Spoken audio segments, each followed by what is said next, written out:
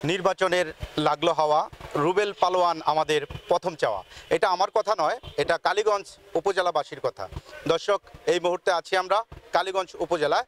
আজ আমরা কথা বলবো কালীগঞ্জ উপজেলার সাধারণ জনগণের সাথে, জানবো ভাইস চেয়ারম্যান প্রার্থী রুবেল পালোয়ানকে নিয়ে তাদের কি মতামত। আমি আশাবাদী, তো ছেলে ভালো, লেখাপড়া ভালো, ইয়ং ছেলে।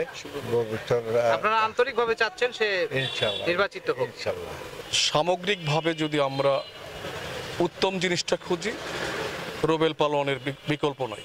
এখানে তো অনেক প্রার্থী আছে, রুবেল পালোয়ানকে কেন চাচ্ছেন আপনারা? রুবেল পালোয়ান একদিকে সুশিক্ষিত, একজন ভালো প্রতিষ্ঠিত শিল্পপতি, তারপরে সে খুব মেধাবী, তার আচার আচরণ অত্যন্ত গ্রহণযোগ্য মানুষের। আমরা তো আছে তো 4-5 জন আছে, তো এর ভিতরে আমরা যে বিচার বিবেচনায় আমরা যা দেখছি যে রুবেল পালোয়ান উড়োজাহাজ মার্কা ওনার সর্বদিক দিয়েই উনি উপযুক্ত মনে করি অন্যান্য ক্যান্ডিডেটে। রুবেল পালোয়ান একটি যোগ্য, শিক্ষিত, স্মার্ট ছেলে। আমরা তাকে আগামী নির্বাচনে বিপুল ভোটে বিজয়ী হবে বলে আশা করি। আমরা ওকেই চাচ্ছি। আসলে রুবেল পালোয়ান হচ্ছে যুব সমাজের আইকন, ঠিক আছে। বর্তমান কালীগঞ্জে যত যুবক ছেলে মেয়ে আছে, সবাই যেমন যে কলেজে পড়াশোনা করে, সবাই এক ধাপে সবাই বলে রুবেল পালোয়ান। মানে আমিও কালীগঞ্জটা ঘুরি, এই পর্যন্ত ঘুরে যতটুকু দেখলাম, চারিদিকে শুধু একই ধ্বনি, রুবেল পালোয়ান, রুবেল পালোয়ান, রুবেল পালোয়ান। আমি আমার প্রস্তুতি শতভাগ সম্পন্ন করেছি। ইতিমধ্যে আমার প্রচারণা কার্যক্রম প্রায় শেষের দিকে। 8 তারিখে নির্বাচন, এখন কেন্দ্রগুলো গুছানোর কাজ চলছে। প্রতীক পাওয়ার পরে নির্বাচনের প্রচারণা করতে যে আপনি কোনো বাধার সম্মুখীন হচ্ছেন? হ্যাঁ, প্রতীক বরাদ্দ পাওয়ার পর প্রচারণা কার্যক্রম করতে গিয়ে আমার নেতাকর্মীদেরকে হুমকি দামকি এবং মেরে ফেলার, গুম করার হুমকি দেওয়া হয়েছিল, এবং অলরেডি প্রশাসনের কাছে সেটা আমরা জিডি করেছি।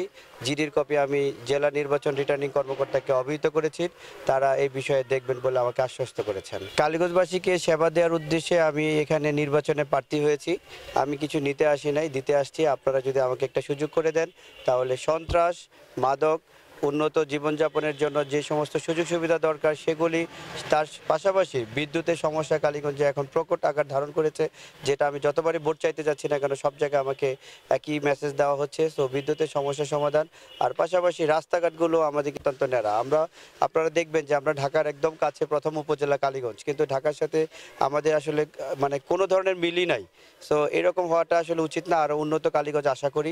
সবাইকে আমি উদাত্ত আহ্বান জানাচ্ছি, আপনারা নির্বিঘ্নে ভোট কেন্দ্রে আসবেন, ভোট দিবেন। ভোটের উপস্থিতি যদি ভালো হয়, আমার বিজয়ের সম্ভাবনাও বেশি থাকবে। সেজন্য সকলকে অনুরোধ করছি, আপনারা যে যেখানে থাকুন নির্বাচন আগে চলে আসবেন এবং আগামী 8ই মে নির্বাচনে ভোট দিবেন।